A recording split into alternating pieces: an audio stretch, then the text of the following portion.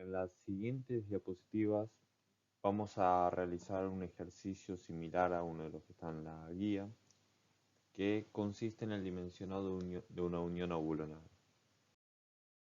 Bueno, el ejercicio que vamos a resolver es este, donde tenemos un perfil con un espesor de 10 milímetros como marca la diapositiva, unido a otro con 5 remaches dispuestos de la forma que vemos y con un par de cargas, una vertical de 40 kN que tiene una excentricidad de 80 centímetros respecto al centro de los remaches y una de 15 kN que está en la dirección horizontal.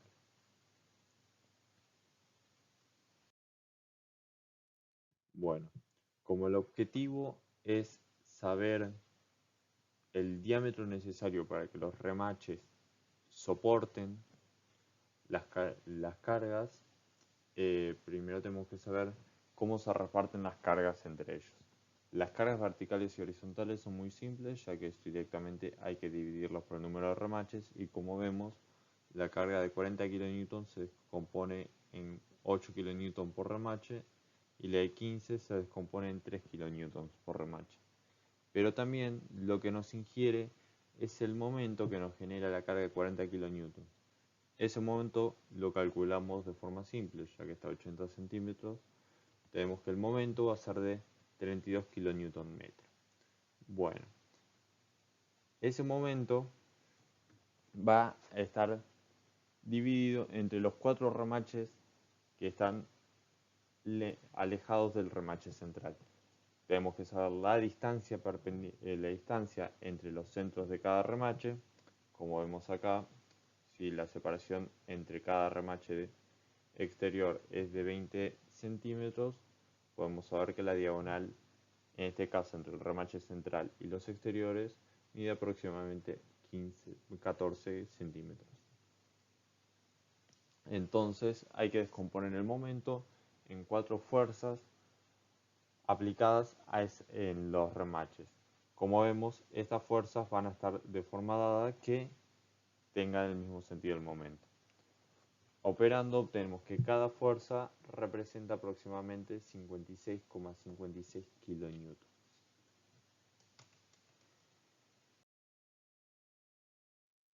Una vez que conocemos cómo es el estado de carga de cada remache, tenemos que ver cuál es el más solicitado. Obviamente el remache más solicitado será en el que las fuerzas coincidan en la dirección, o sea, se refuercen entre sí y no se cancelen. Por ende, podemos deducir que el remache más solicitado va a ser el que la fuerza correspondiente al momento sea de dirección similar a la resultante de los 3 y los 8 kN. Como es fácil calcular, la resultante de este caso será de 64,45 kN y estará aplicada más o menos a 48 grados.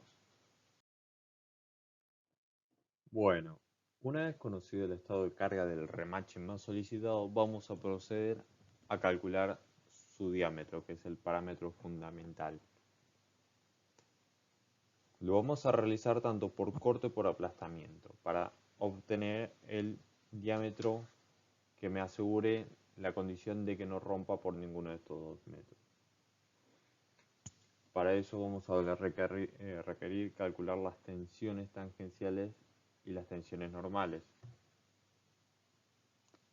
Tomando valores admisibles y las características geométricas de nuestro problema, podemos determinar que la tensión de corte admisible va a ser la carga dividido pi por diámetro al cuadrado sobre 4, que eso corresponde a la carga dividido el área del remache.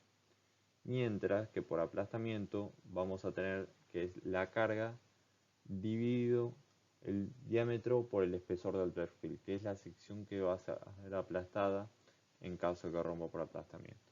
Y eso va a ser igual a las tensiones de aplastamiento admisibles. Despejando el diámetro de ambas expresiones, obtenemos esto y reemplazando por los valores correspondientes, obtenemos que el diámetro por corte nos da un diámetro mínimo de 0,03 metros, que eso corresponde a unos 3 centímetros, mientras que por aplastamiento nos da de 2,3 centímetros.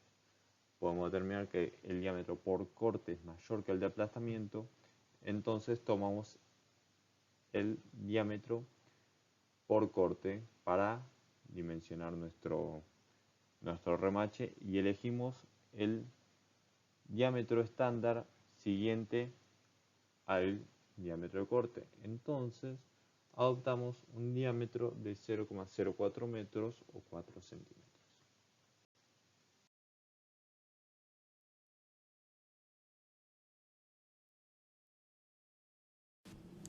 Bueno, ahora procedemos a explicar el tema de tracción, compresión y corte aplicado a ciertos ejercicios prácticos.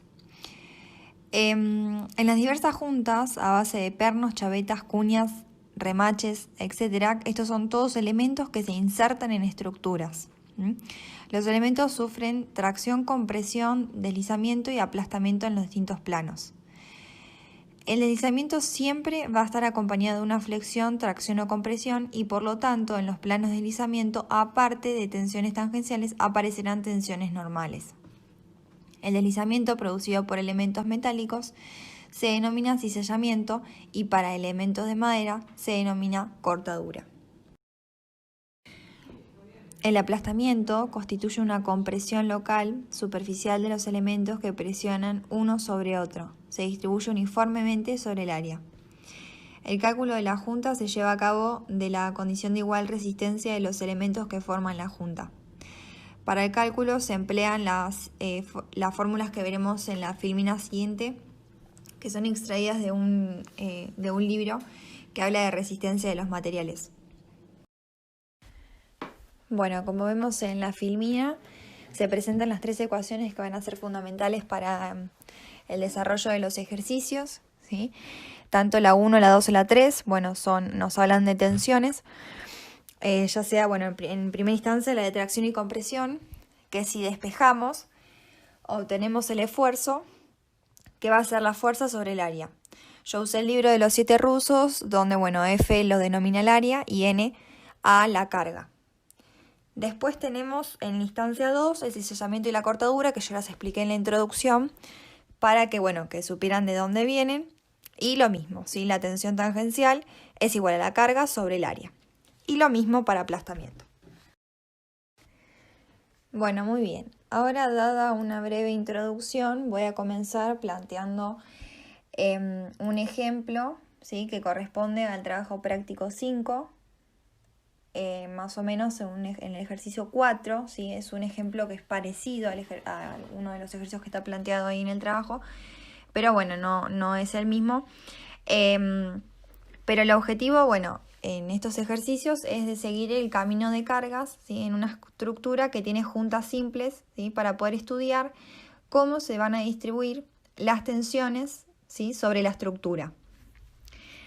Lo primero y fundamental que tenemos que hacer es mirar la estructura, mirar cómo se plantea y cómo se van a ir transmitiendo por efecto de la carga aplicada las distintas tensiones, ya sea de tracción, de compresión, de aplastamiento o de cizallamiento y cortadura. Entonces vemos acá en la filmina el ejercicio planteado, bien, donde tenemos distintas secciones, ¿sí? Están las cotas ahí marcadas, A, B, C, D, E y F. Y bueno, en realidad este es un ejemplo sencillo, pero lo que importa acá es mirar, por ejemplo, vamos a la siguiente filmina, el desarrollo del camino de cargas, ¿sí? Nosotros tenemos una carga P aplicada en la sección que la acotamos como A, ¿bien?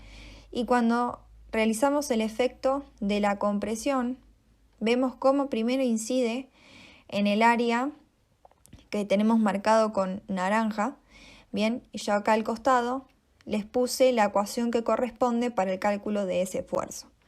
Yo veo que cuando aplico la carga P, estoy aplicando un esfuerzo de compresión. Como vimos en las filminas anteriores, el esfuerzo de compresión, yo les había dicho que era la carga que aplicábamos sobre el área de influencia, que en este caso nosotros acotamos como A. Y lo importante en estos ejercicios, antes de decir cuál es el área de influencia, es tener una leve imaginación, ¿sí?, de cómo es la estructura en el espacio y ver qué área